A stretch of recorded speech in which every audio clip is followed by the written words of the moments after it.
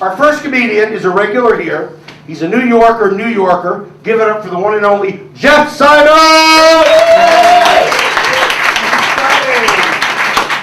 Give it up to Scott. Enough. He's one of the top divorce attorneys in New York City. Whenever I get divorced, I have on my family share plan. I've been divorced so many times. How's everybody doing tonight? Any Jews here? All right, I'm a Jew. Got my first joke here. I'm not religious. The only time I believe in God is when somebody's dying and I owe them a lot of money. I'll say, please God, no miracles this time. Just let the motherfucker die. And they're coming out with a new drug next week that might cure his cancer. So sooner the better. I just broke up with this Jewish woman. She was becoming a real pain in the ass. She would never say good morning. She would say, how's your stock portfolio doing? I would say, I don't know. I haven't turned on CNBC yet. She suffered from a bad case of crow's feet around her eyes. And it kept getting worse. Whenever I told her to suck my dick, she would go, suck what? I was just talking to this Upper East Side Jew. He just dumped his wife for a hot young Russian chick. Don't feel bad for the wife. She gets the summer house in the Hamptons, the East Side apartment, the Mercedes, and $5 million cash. Any unmarried woman here? Afraid to raise your hand? How come you're not on the Upper East Side trying to get some Jew to marry you? That's why I'm going right after the set, no homo. I know this Jew who lost $20 million to Bernie Madoff. Everybody know who Bernie Madoff is? He knew it was a Ponzi scheme the first time he got his monthly statement. It was handwritten on a hot dog wrapper. And all it said was, you're up 20%, love Bernie. But he didn't turn Madoff in because when a Jew's up 20%, it's like being high on crack and heroin. You're out of touch with reality. The last time I was up 20%, I was sitting courtside at Knicks games and seeing hookers every night. But as good as 20% is, 30% is as good as it gets, if you're a Jew, Because 30% that's when it's happy days are here again. I can't sing, but, because that's when you dump your wife for a hot young Russian chick. You believe, and they gave Madoff 150 years in prison. Do you believe that? Do you believe that shit? He didn't kill anybody, he didn't rape anybody, he didn't sell any drugs. And all he did was steal a couple of $1 billion from some Jews who didn't need the money. These people were saving them money for their great-grandkids' retirement accounts. But you know why they gave him 150 years in prison? Wow. Does anybody know? Because he was a Jew. Charles Ponzi, who they named the Ponzi scheme after, got 5 years in prison because he was a Christian. Can you believe this shit? If he was black, he would have got off. I don't know what it is. Everybody hates Jews. I don't know why. Am I right, people? But who do you go to when you get diagnosed with cancer and you want to get cured? Who do you go to, people? Thank you. And who do you go to when you're suing somebody for millions of dollars? Who? Who do you go to when you're being sued? No, you go to a Christian. A Jew will steal all your money. I don't know what's wrong with you, I called up my son last night. He lives in Chicago. He makes $1 million a year. He sells mutual funds. I said, I need 100 grand right away. Hangs up on me. I don't know what his problem is. Whenever I ask him for money, he hangs up on me. It's the cheapest motherfucker I've ever met. I had a date Saturday night with this 35-year-old woman. She had the most incredible ass I've ever seen. I asked her to move in with me. She wants a $100,000 line of credit and a weekly allowance. It's too bad I couldn't get that 100 grand from my son, because this chick is also smart. She knows that Jeter is number 2, A-Rod is 13. Well, she should. She'd probably fuck both of them. She's a fucking hooah. And my son was in last week with his girlfriend, his new girlfriend. She's got to be the dumbest person I've ever met. These chicks from like the Midwest, you cannot have a conversation with them. Well, you get a one-word answers, Like, you want to sleep with me tonight? No. You want to smoke some weed? No.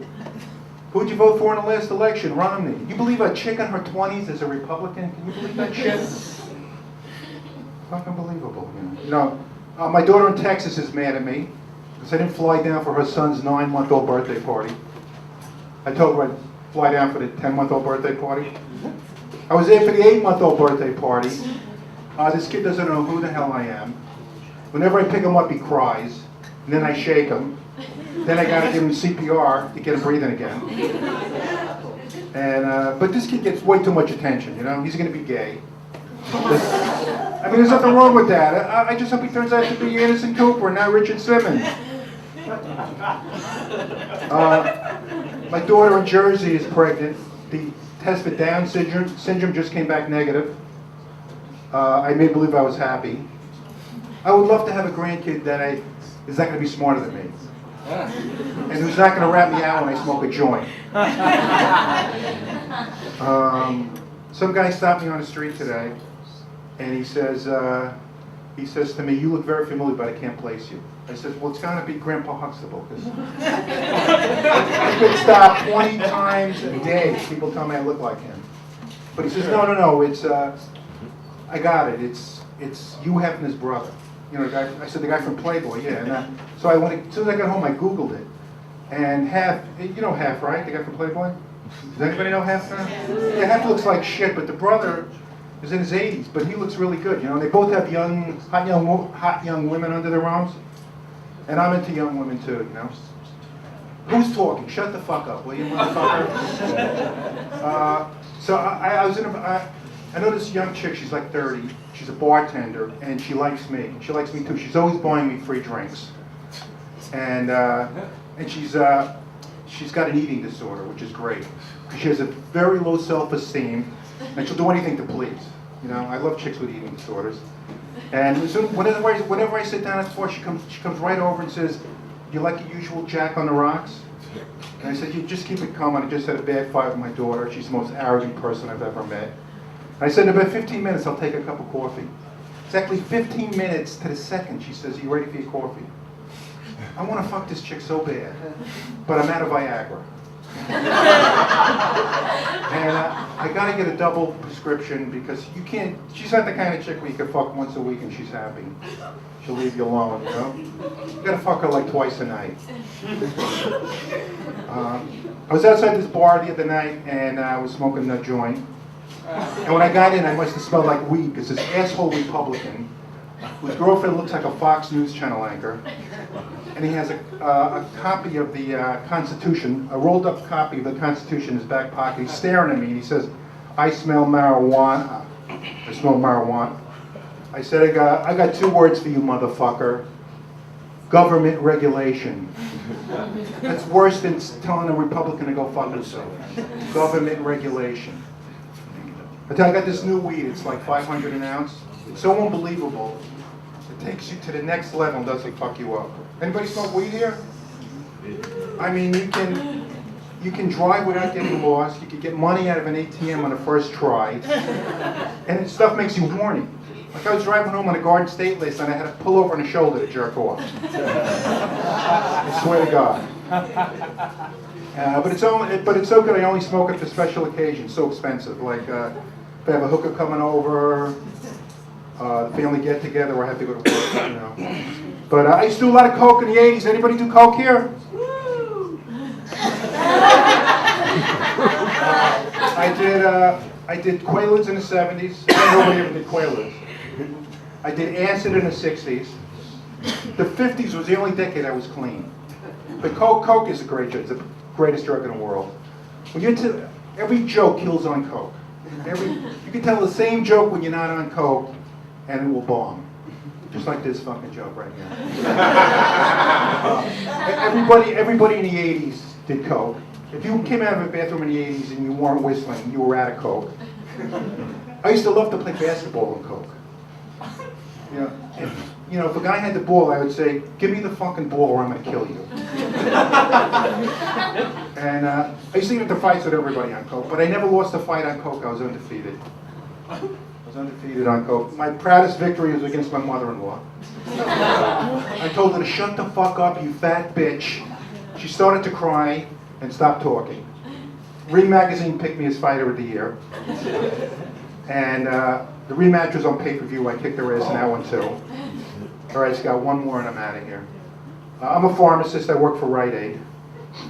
Anybody go to Rite Aid here? Yes. All right, you're not gonna go anymore, right? Some guy comes in now the other day and says, "What's the best thing for rectal itch?" And I go like this. He goes, "What the fuck is that?" I said, "Your finger. It's the best thing." It turns out this guy is the mystery shopper. The guy gives me a 0 on a mystery shopper. Well, my boss comes in the next day to fire me. My boss is a gay Jew who loves to suck cock. And he brings in this woman, what's the name badge, Bindu, pharmacist, to take my place. I said to my boss, "You could suck my cock." And because there's no way I'm getting fired because the mystery shopper doesn't have a sense of humor, And he says, "Well, if I get to suck your cock, you could keep your job. If I get to suck your cock, every time you feel a mystery shopper or get a customer complaint, you can keep your job, I mean, no homo. I can't get fired, I'm 2 years away from Social Security and Medicare. I cannot lose my job at this point, Thank you very much. I'm going to give it back to the great Scott. All right, let's hear it. Keep it rolling, yeah. You guys are a great vibe. Yeah, I like it very much.